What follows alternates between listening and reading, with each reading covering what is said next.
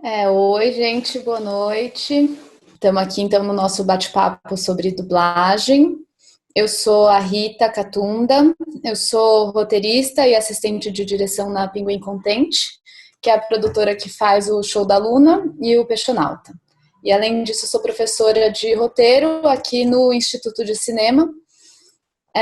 O Instituto de Cinema, para quem não conhece, é uma escola livre com cursos em todas as áreas do audiovisual, com professores que trabalham no mercado do audiovisual e tem vários tipos de curso em todas as áreas. Tem cursos longos, curtos, de manhã, de tarde, de noite, e agora está tudo online. Então, quem quiser pode dar uma olhada lá no site, tem várias coisas rolando.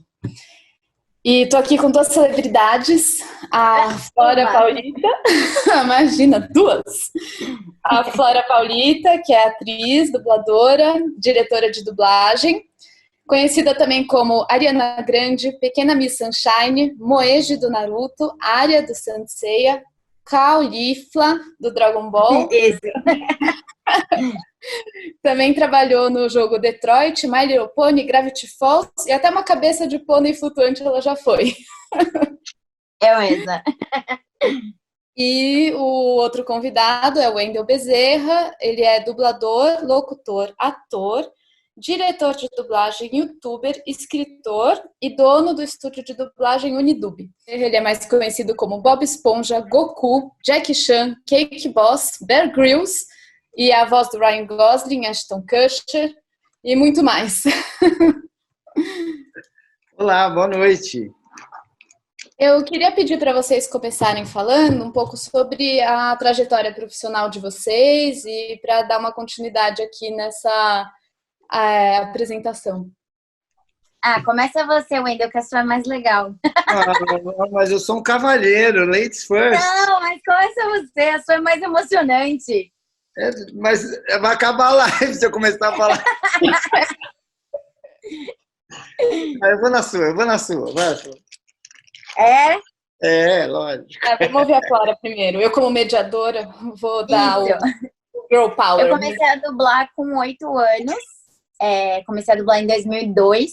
Na verdade, quem queria ser dubladora era minha mãe. Mas quando ela foi se informar sobre cursos de dublagem, essas coisas, ela já era atriz. Na época, tinha muito menos curso do que tem hoje em dia, né? E eles abriam, tipo, meio que uma turma por ano, assim. E aí, já tinha passado a turma de adulto, e aí ia ter uma turma de criança, ela falou, vocês estão afim? Mas era meio que um curso extracurricular, sabe? Uma atividade complementar para fazer fora da escola. A gente fez, só que acabou gostando, e aí acabou ficando, e foi ficando, e nunca mais saiu.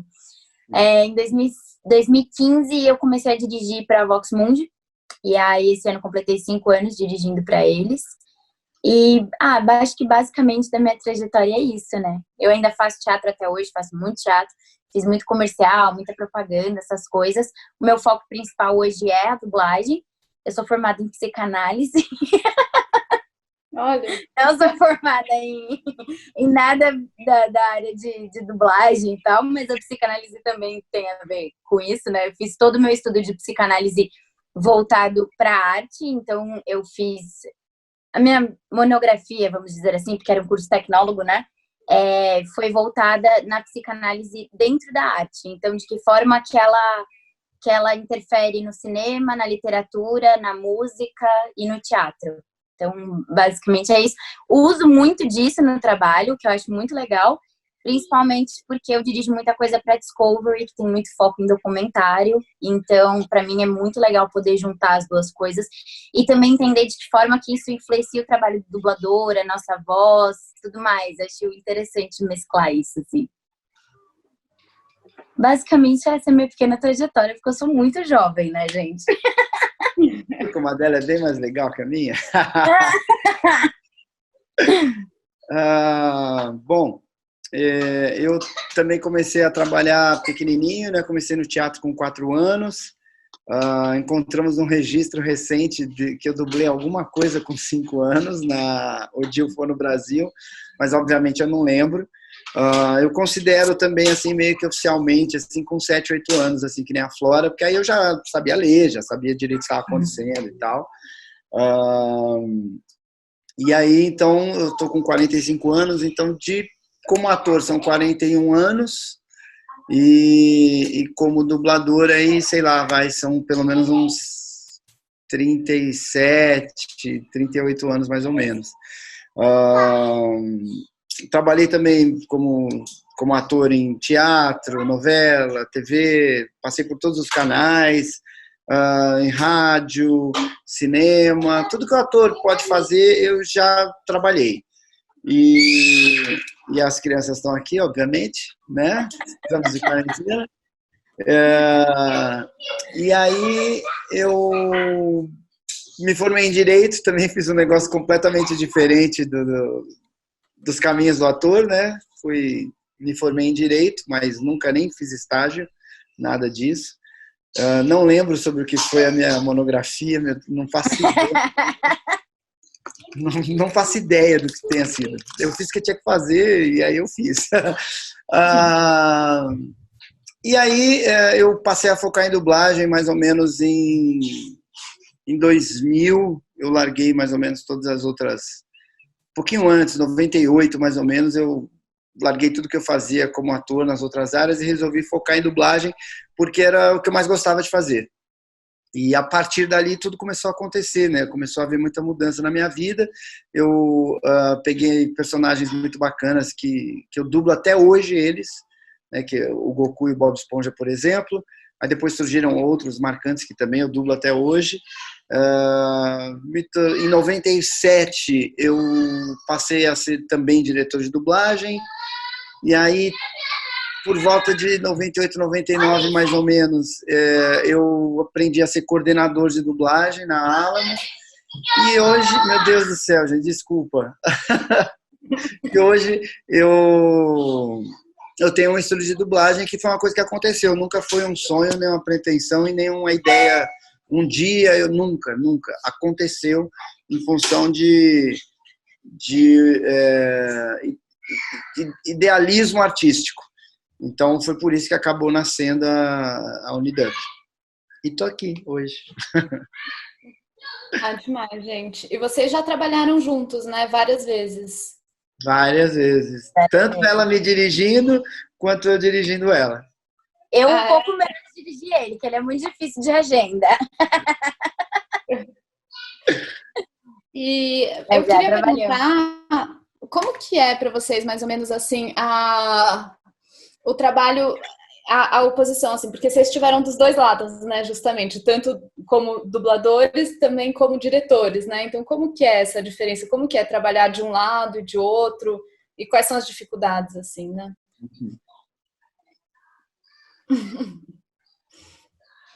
Responde você essa, vai. Responde você essa. É muito diferente. É muito diferente você estar atuando ali em frente ao microfone, dublando como ator, e de você estar dirigindo. Na dublagem, gente, as crianças estão... Flora, fala aí você. Peraí, eu vou fechar meu microfone. Eu acho que é diferente. Muda, eu acho que a partir da responsabilidade. A responsabilidade quando você está dublando, apesar dela ser grande, ela é muito menor do que quando você está dirigindo, que você é responsável pelo resultado final de todos. Quando você está dublando, você é responsável pela sua parte. Mas quando você está dirigindo, você é responsável pela parte de todo mundo.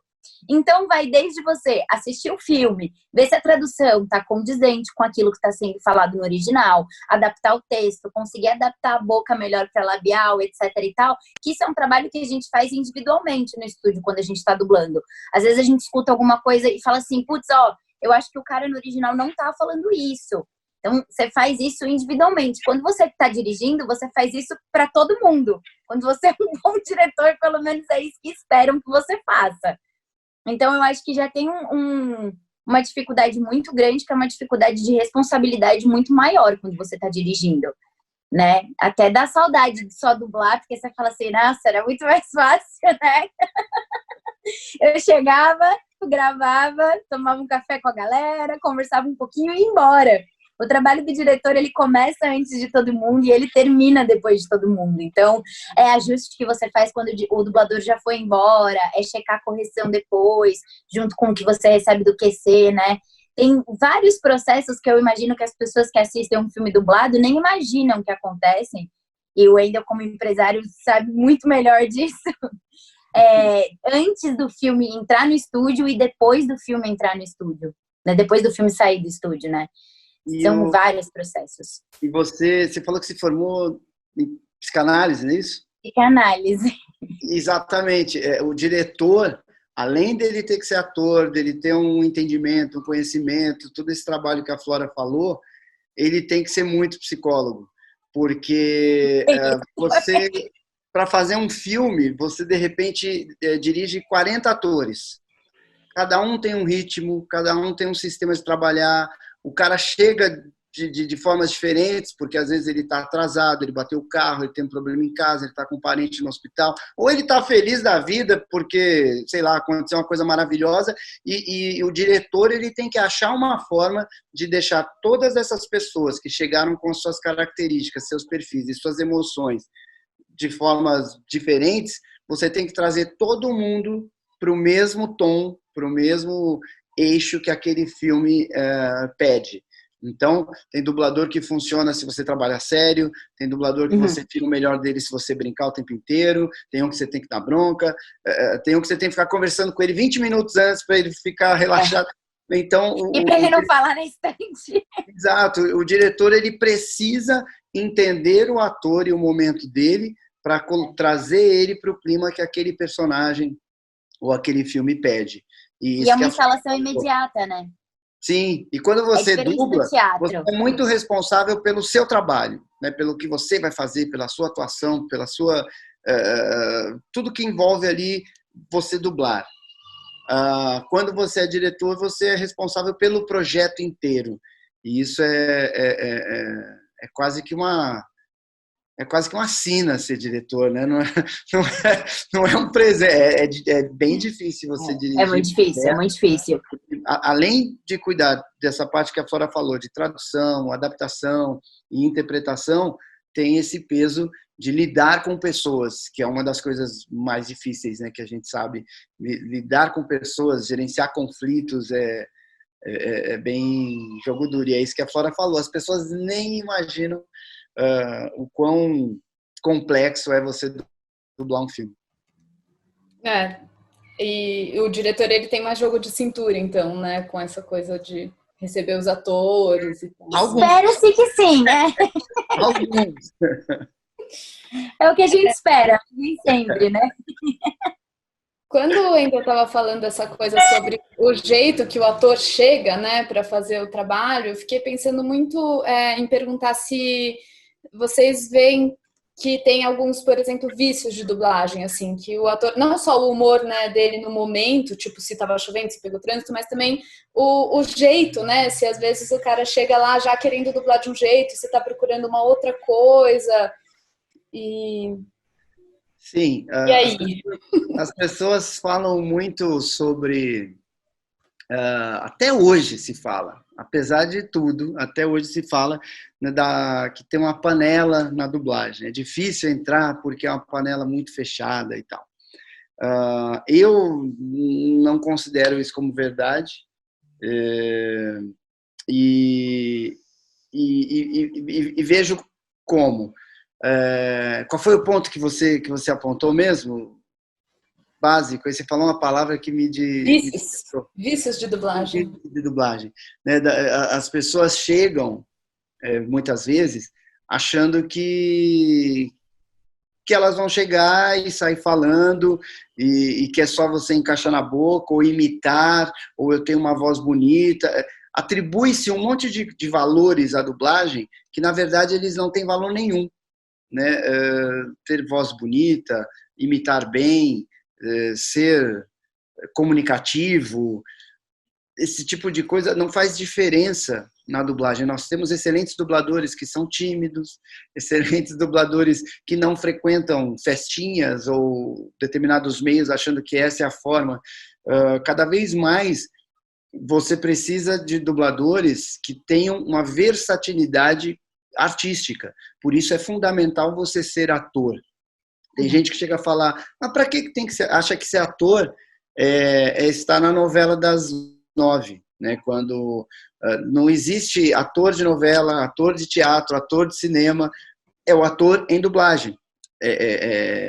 É fundamental que você tenha esse leque de interpretação, que você consiga desenvolver o ator que tem dentro de você de várias formas, porque nós dublamos o negro, o loiro, o alto, o baixo, o gordo, o terrorista, o homossexual, o agressivo, o tímido, o teimoso, o gago. Nós temos que trabalhar todos esses espectros que o ator pode desenvolver. Por isso, o fator mais importante é você ser um bom ator em dublagem, porque às vezes você é um excelente ator no teatro ou na TV, mas na dublagem não. E as pessoas têm dificuldade de aceitar isso, de lidar com isso. Até porque a reprodução do que está no original tem que ser muito fiel para o trabalho ficar bom.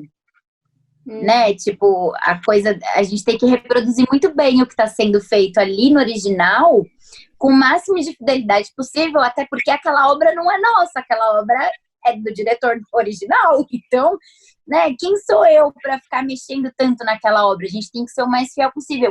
E para isso, você precisa de um trabalho de ator muito intenso. Sim, é muito estudo mesmo, porque, até como eu falei na pergunta anterior, a instalação do diretor, ao contrário da instalação de quando você vai fazer uma peça, que você se prepara, que você lê o texto antes, que você estuda o personagem, cria uma ficha desse personagem, antecedente, você faz ensaios com as pessoas. Na dublagem é imediato.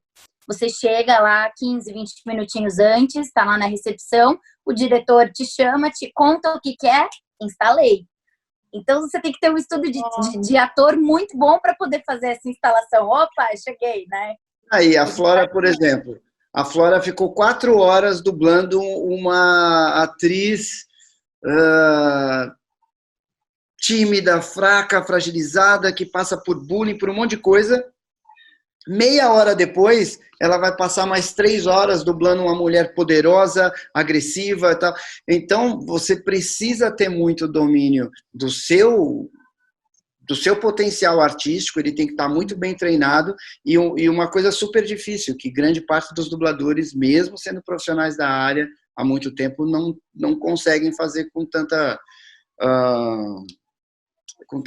facilidade, que é a dissociação sonora, que é você ouvir uma prosódia e falar em outra. Então, o dublador ele tem que falar no mesmo ritmo, mesma velocidade, mesma articulação, mesma interpretação, mesmo tudo, mas a prosódia é outra. Então, por isso que às vezes a gente vê lá, oi mãe, em vez de oi mãe, porque ele está ouvindo aquela dublagem em inglês e está falando outro em português. E esse é um dos vícios da dublagem, de atores que não conseguem desassociar a melodia que ele está ouvindo com a melodia que ele está fazendo. E tudo isso que a gente falou aqui foi, na verdade, para desmistificar essa coisa da panela.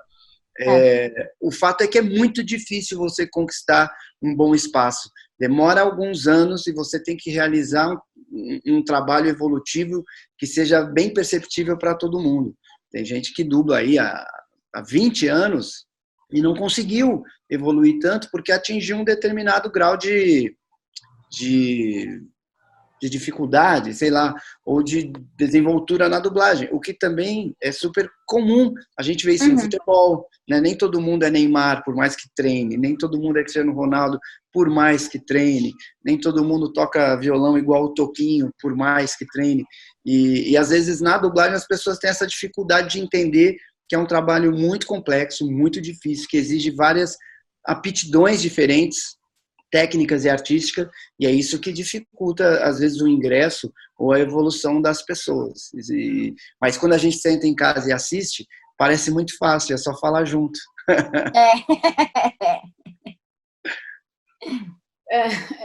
E ainda mais se a pessoa gosta de imitar, né? Porque tem tanta gente pessoas não atores, né? Mas que gostam de imitar os personagens, e aí parece que é fácil, né? E é um caminho, né? Muitos dubladores nasceram como fãs, como brincando em casa. E aí mas também é um nível de dificuldade diferente você imitar uma coisa que já tá ali feita, pronta, no seu idioma, na coisa da prosódia que ele falou, e de como você... aquilo ali já tá na versão brasileira. Então é mais fácil, porque aí realmente é só você reproduzir. Agora, eu até falo sobre isso, que pra mim o que difere uma boa dublagem, na verdade, assim, o que difere uma dublagem de uma versão brasileira é justamente você adaptar isso pro nosso país. Sem tirar, óbvio, toda a qualidade do original e sem mexer numa obra que não é sua, né? Como eu já falei, é de outra pessoa. Mas adaptar isso para que, inclusive porque a dublagem ela é sobre acessibilidade, né? Então, tornar ela acessível, tornar aquela obra acessível para todas as pessoas que estão assistindo. E aí é mais fácil quando o negócio já está pronto. Tem o lado cultural, né? Eu achei muito engraçado, Flora, quando você, como Calífla, falou, tem que ficar pistola! Que eu achei uma palavra tão específica, né? Tão cultural, né? Desculpa, Wendel, eu te cortei. Não, é que, complementando o que a Flora falou, eu costumo dizer que tem filme dublado e tem filme falado. E o ideal é a gente deixar ele falado, ele conversado. O ideal é que as pessoas assistam e esqueçam que está dublado. A boa dublagem é aquela que você nem percebeu. Porque ninguém senta no cinema ou em frente à TV para assistir a uma dublagem. Né? A gente senta para assistir a um filme. E quando você consegue essa imersão e ela realmente te toca, é porque a dublagem estava muito boa. E falando nisso, qual que vocês acham que foi, qual que vocês diriam que foi o trabalho mais desafiador de cada um de vocês? O meu foi dirigir a Flora. Eu também não gosto de me dirigir.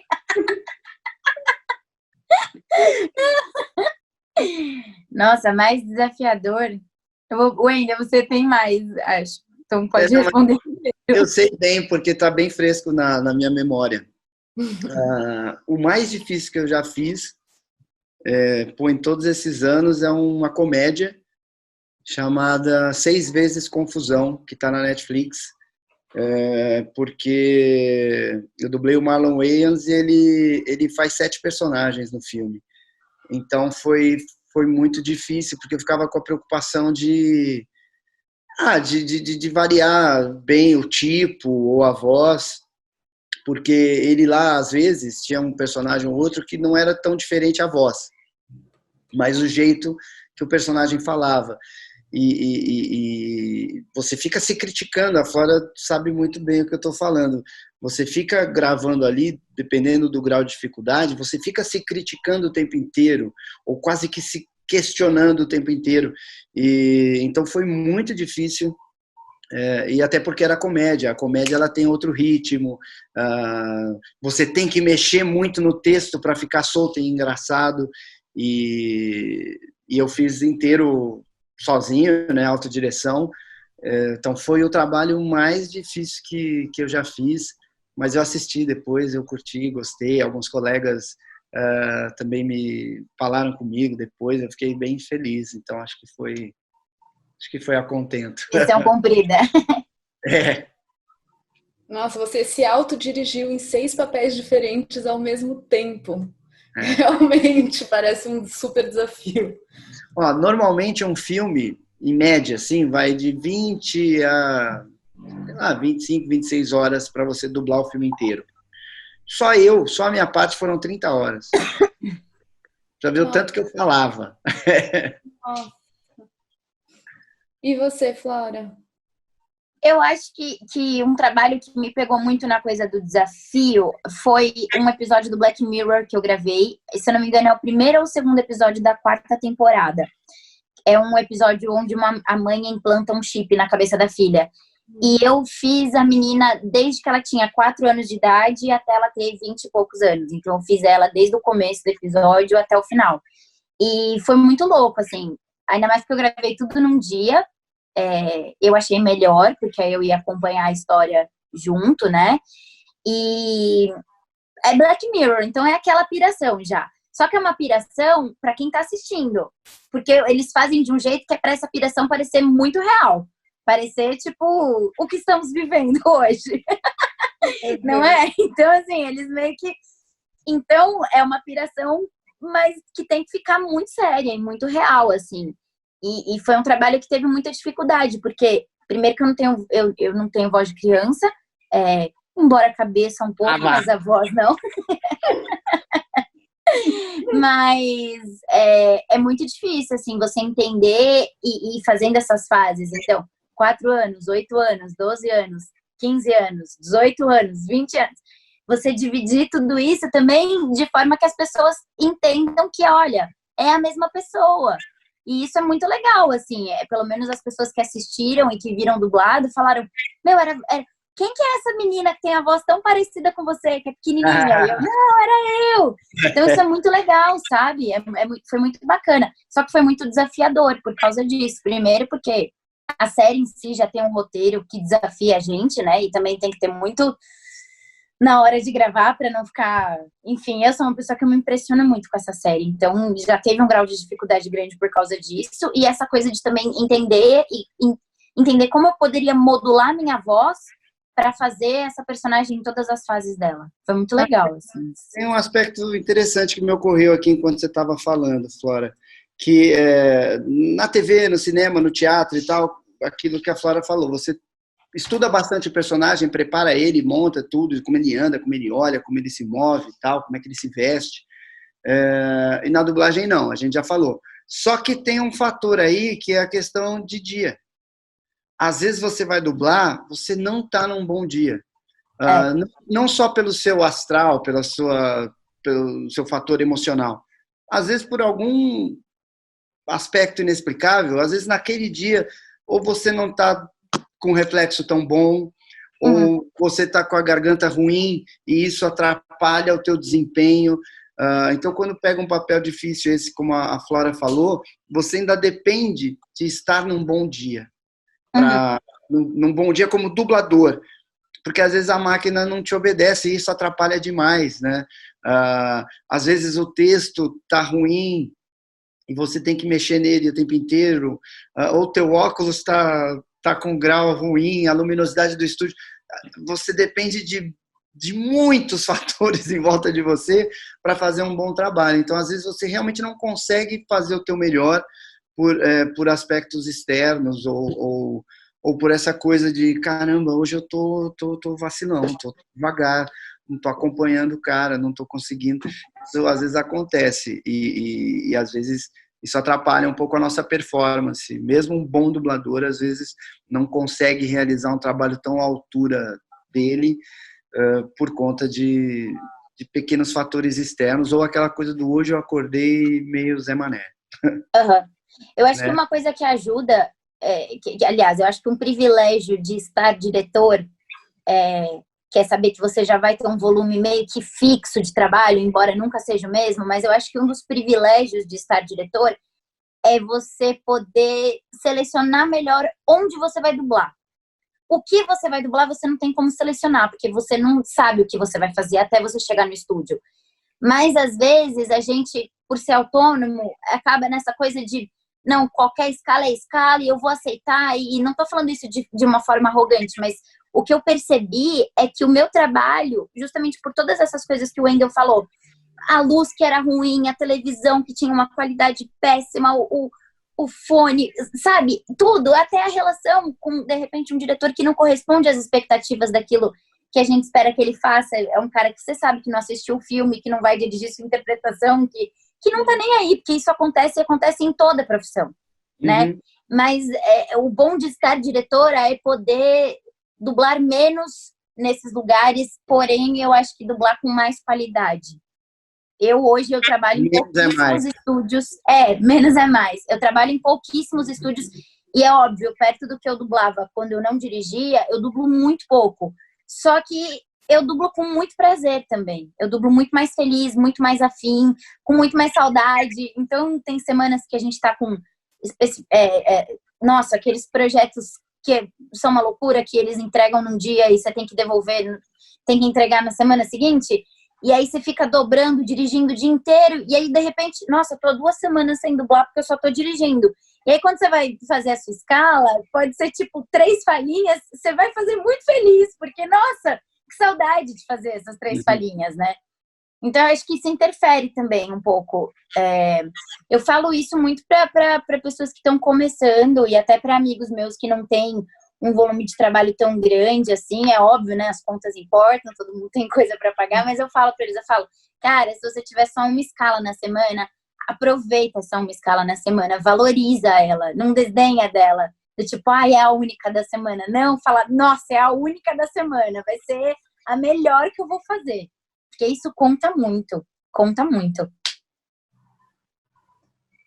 Sim. Vou aproveitar esse gancho, então, para perguntar se vocês teriam dicas para quem está querendo começar a dublar. Faça medicina, brincadeira. Sempre desistir. Psicanálise ou direito, né? Foi isso. Olha, não é medicina nesse momento, eu não indico não, gente.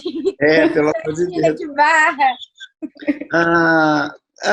Teatro. Primeira coisa que tem que fazer, curso de teatro e todos os outros cursos de especialização que você encontrar pela frente. Porque aquilo que eu falei, você como ator, existe um limite para os personagens que você vai fazer, limites físicos, né? Uhum. Por exemplo, a Flora deu um exemplo ótimo, ela dublou a menininha desde os 4 anos até... ela como atriz jamais faria a menininha de 4 anos. Então a dublagem, ela te pede coisas demais, coisas que você como ator não consegue exercitar ou executar em outra área. Então, quanto mais você evoluir, melhorar o ator que tem dentro de você, melhor a chance de você ser um bom dublador. Então, começar pelo teatro é fundamental e todo tipo de curso que aparecer pela frente. Poxa, mas aí tem que gastar dinheiro. Tem. Assim como qualquer outra profissão que a gente queira, né, fazer. Qualquer outra faculdade, né? Que você jornalista, o que quer que seja. Você precisa investir no teu conhecimento, no teu aprimoramento, se você tem um objetivo a ser alcançado. Uhum. É difícil. Eu acho que entender que a dublagem também não é o único trabalho de um profissional de voz é muito importante também. Você entender que dentro da dublagem você tem vários outros lugares que você pode conhecer, que você pode trabalhar, que você pode estudar, é muito importante. Então você tem a voz original, você tem a locução, você tem a narração, você tem jingle, você tem a música, você tem várias outras... E entender que tem várias coisas, porque às vezes a pessoa... ela só fica focada naquilo e naquilo, e fazendo as outras coisas, pode ser que isso ajude também o trabalho dela de dublador, porque vai ajudar, e vice-versa. O artista, ele nunca tá pronto. O artista é uma das... Nossa, o artístico, ele tá muito no ser humano, e o ser humano também nunca tá pronto, e o artista é a mesma coisa. A gente sempre tem coisa para estudar, sempre tem coisa para fazer. Não é porque a Fernanda Montenegro, que é a Fernanda Montenegro, vai fazer uma peça nova, que ela não precisa estudar para fazer aquela peça, porque ela já fez tantas outras. Pelo contrário. E na dublagem é a mesma coisa. Então, entender e absorver tudo aquilo que o mercado de voz te oferece é muito legal e muito importante para você ser um bom dublador. E também tem essa questão, às vezes a pessoa acha que quer ser dublador, porque acha divertido. Então, também, se alguém quer de fato ser dublador, é legal ter em mente, porque às vezes eu já ouvi, eu queria ser dublador para dublar desenho. Tipo, isso não existe. Isso não existe, porque não é uma brincadeira, é uma profissão que demanda várias... inclusive, tem dubladores que são muito bons que têm dificuldade de dublar desenho, porque não consegue variar a voz, não consegue brincar, não acompanha o ritmo, porque o desenho ele é muito editado. Hoje em dia, dependendo do desenho, um Bob Esponja, por exemplo, é muito ágil, o desenho é muito rápido, é muito um falando em cima do outro, com um áudio que foi todo editado. Então, desenho japonês! Exato, dublar anime vou dizer, não é fácil.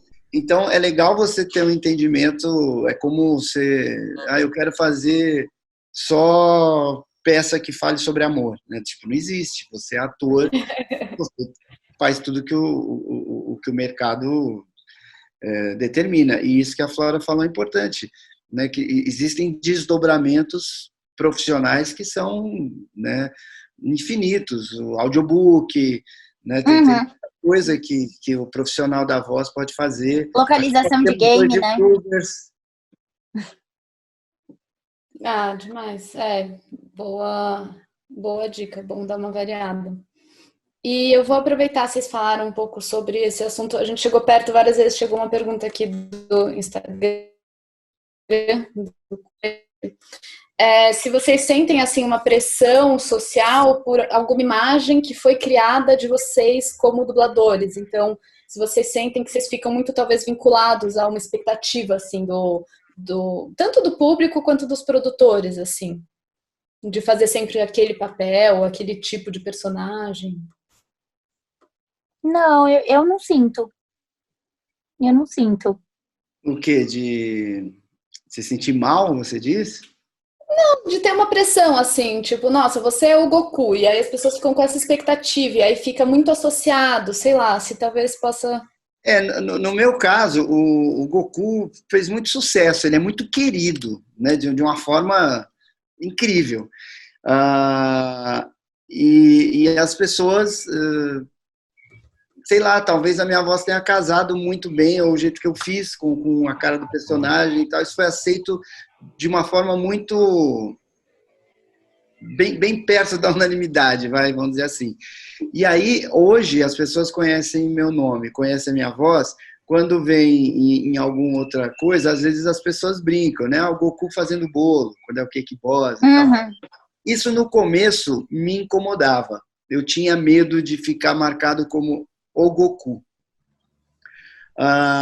Hoje, talvez com o YouTube, com as redes sociais e tal, eu percebi que não é mais tanto o Goku, é o Wendel. E isso foi muito legal, isso mudou o status da coisa para mim. Então eu já fiz alguns trabalhos porque o público indicou o Wendel. Ou teve um que me tiraram, né, tentaram me tirar, mas não por nada, foi alguma pilantragem, picaretagem que fizeram. Mas quando saiu no YouTube, quando lançaram um teaser, o público detonou no YouTube pedindo o Wendel. Então foi legal, eu percebi que pouquíssimas pessoas falaram, não é a voz de tal personagem. Falaram, não é o Wendel.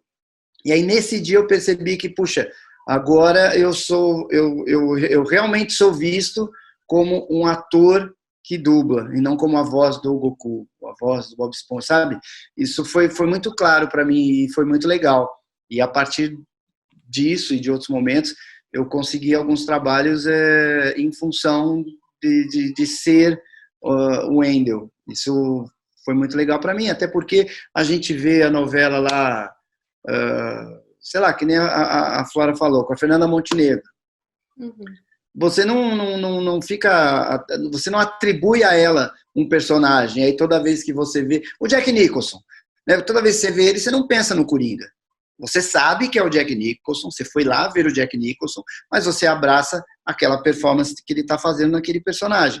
E a mesma coisa eu acho que é o ideal que aconteça para a dublagem, que você não fique preso a um personagem. E eu sinto que aos poucos isso vem acontecendo cada vez mais comigo. Mas teve um período que eu fiquei com esse medo, assim, me incomodava um pouco.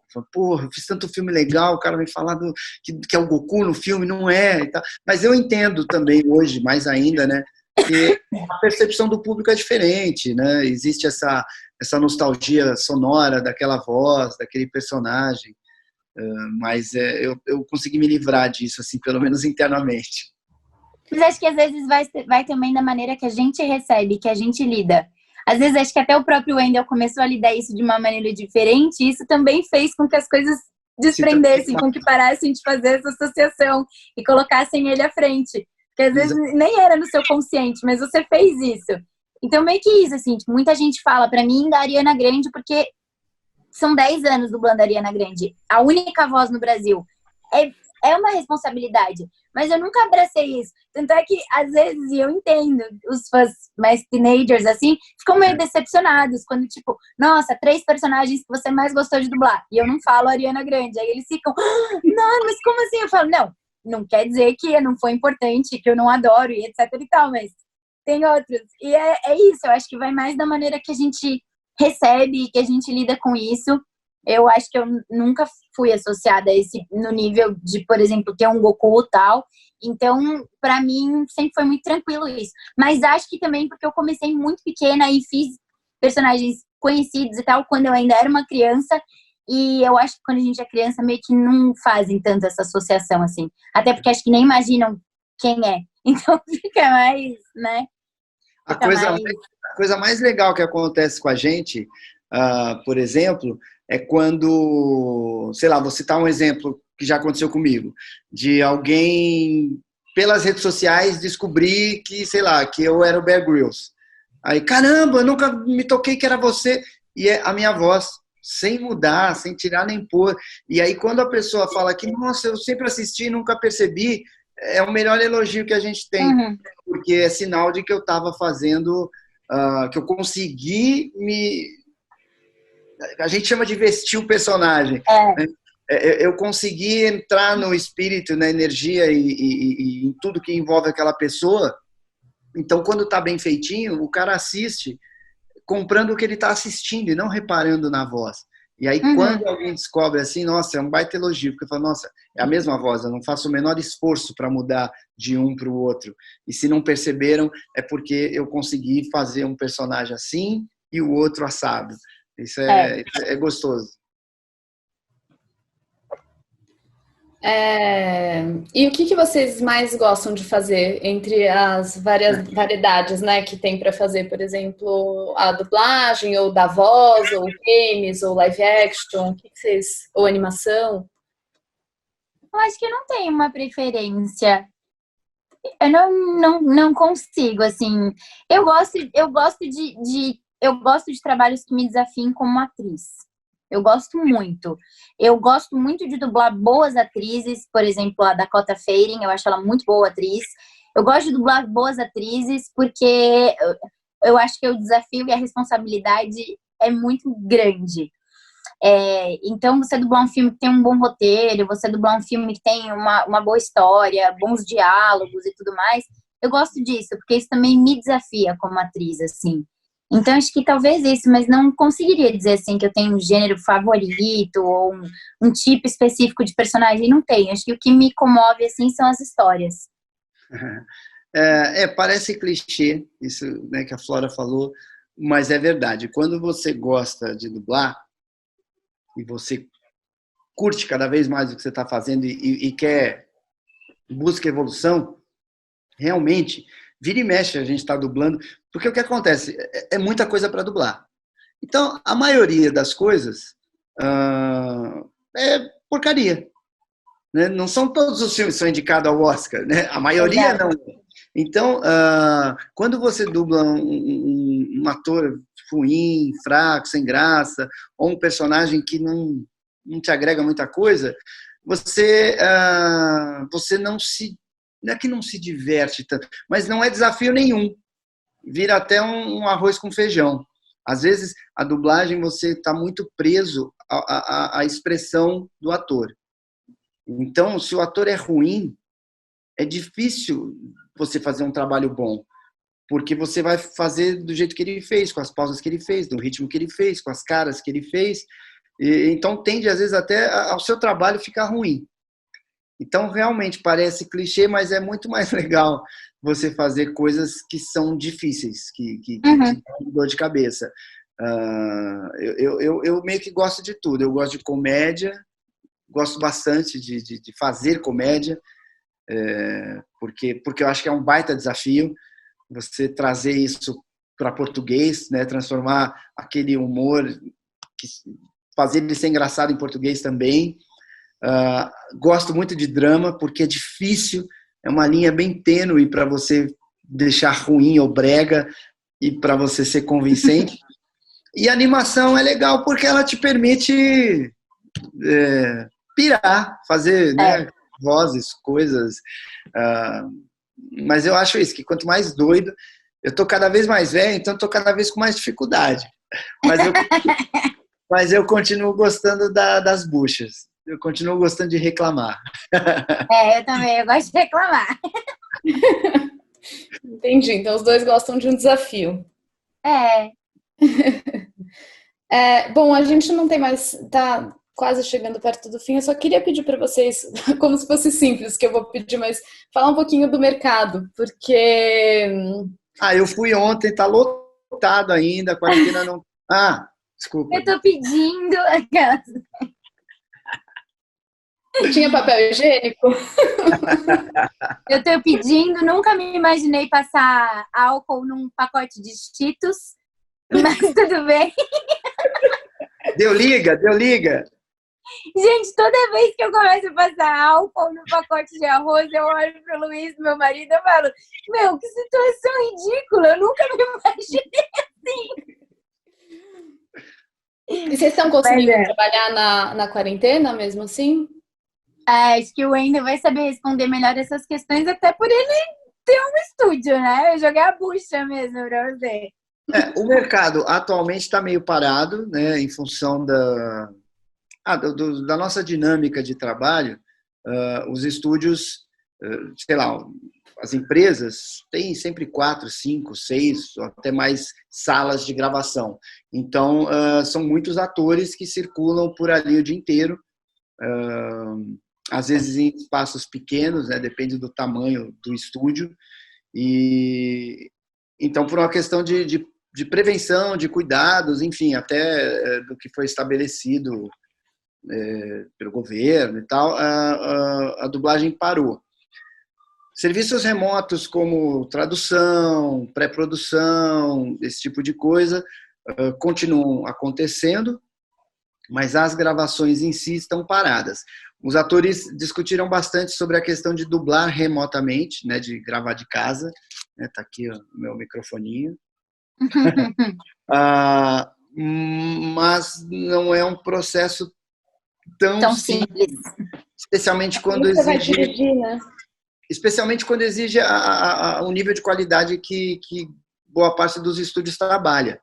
Né? Não é quanto tempo, esse último estúdio que vocês construíram agora da Unidub, essa última sala, quanto tempo demorou para ser montado esse estúdio? Sim, é um pouco mais de um mês. Então, assim, adaptar a sua casa para um estúdio é tão desafiador quanto, né? E nós dependemos muito, aí entram vários fatores, né? Comprar equipamento. Aqui no Brasil não é tão fácil quanto em Nova York. O dólar, do jeito que está, deixa tudo mais caro. A questão acústica, muitas vezes o cara constrói um estúdio profissional e a acústica daquele estúdio fica ruim. Como é que você vai, às vezes, garantir essa qualidade em casa? E também a conectividade, né? A nossa internet não é a melhor do mundo. Dependendo da internet que você tem em casa, você até consegue fazer um download num ritmo aceitável, mas um upload não. E a maioria dos materiais, dos projetos, requer confidencialidade. Então, você não pode simplesmente ficar compartilhando um filme, mandar para tua casa. É tudo, parece simples, até poderia ser se não fosse profissional. Mas como é profissional, a gente está um pouco emperrado em como isso pode acontecer. Você pode gravar uma coisinha ou outra, mas na escala em que a gente gravava, em termos de volume, de ritmo e de qualidade, isso ainda está bem complicado de ser resolvido a gosto. E ainda mais tentando contemplar todos os profissionais, né? Porque nesse elo mínimo tem diretor, ator e técnico de captação. No elo mínimo. Depois existem muito mais camadas.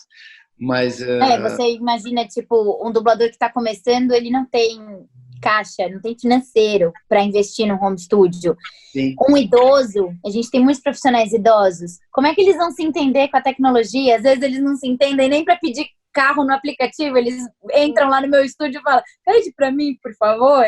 Então, assim, o home studio, apesar de parecer uma boa solução imediata, ela também é muito excludente. O que eu vejo, e aí essa parte o Wendel não vai ver, porque ele acaba que tá do lado dos empresários nessas discussões, eu, pelo menos, assim, com o pessoal que é da minha geração, a gente está com vários grupos de WhatsApp discutindo várias questões e várias soluções para tentar chegar no que seria mais plausível nesse momento, sabe? Tanto para ajudar os colegas que a gente sabe que já estão passando por uma certa dificuldade, quanto para também tentar ajudar os estúdios no sentido de, tipo, a gente vai poder trabalhar? Quando vai poder trabalhar? Então, a gente está tentando... São discussões sérias. Acho que o que eu mais tenho feito na minha quarentena é me reunir com a galera por WhatsApp, por Discord, esses aplicativos, para poder debater e falar. E aí sempre tem um que rebate contra, que é pra gente já ter uma outra solução, mas por enquanto ainda parece que a gente tá meio que na neblina, assim, não conseguiu ainda chegar numa solução. Só para concluir, não sei se era isso que você tinha perguntado, que a gente acabou falando da quarentena.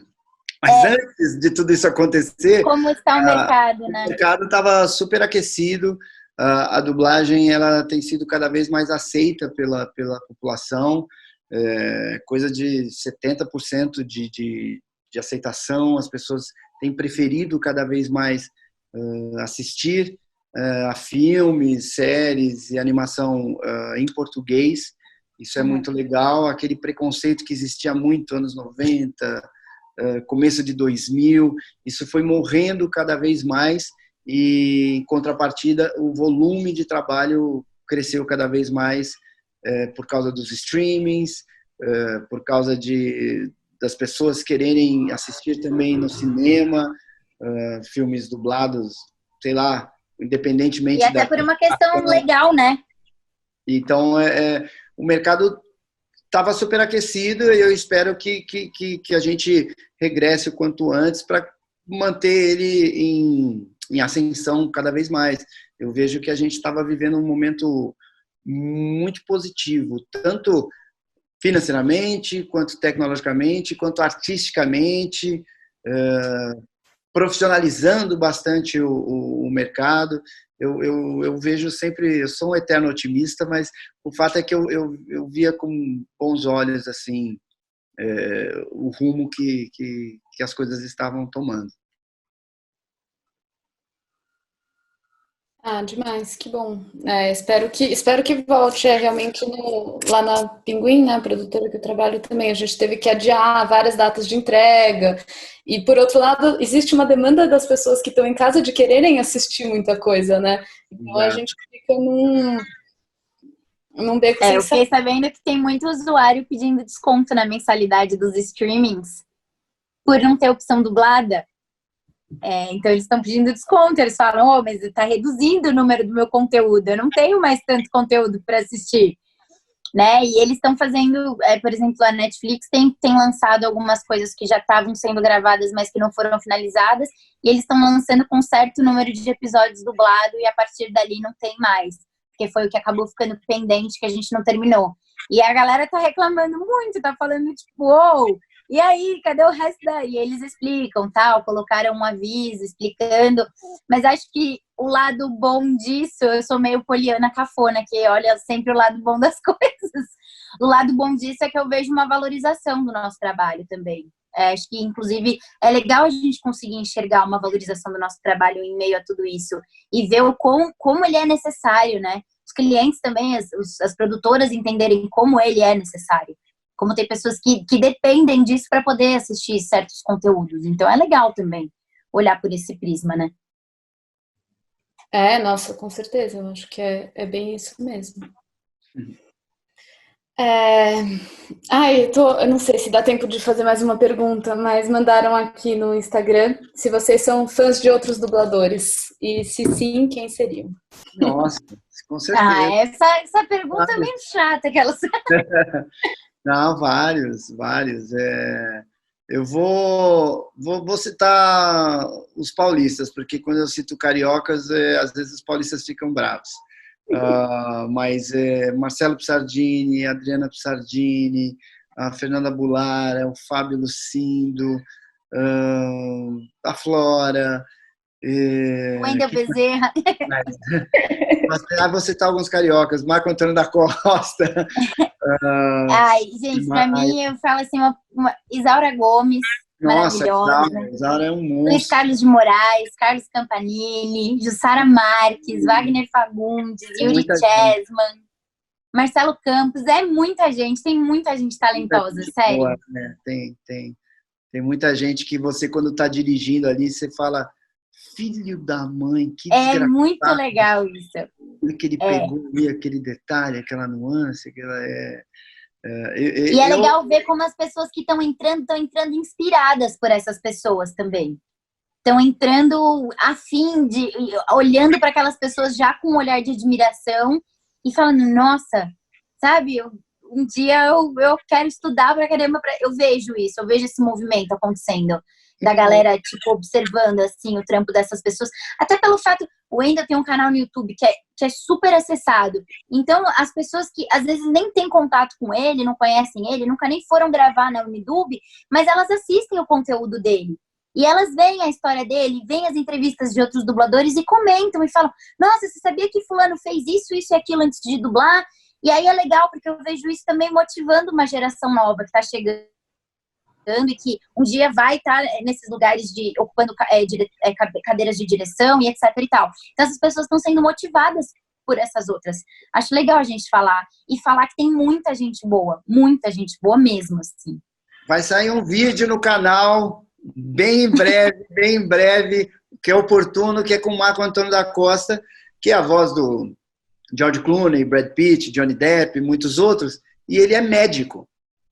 E ele trabalha como médico, de segunda a quinta. Então, foi bem legal, foi bem oportuno, porque a gente também conversou sobre o Covid-19, sobre a quarentena, né, sobre a missão dos médicos. A gente não falou somente de dublagem os personagens.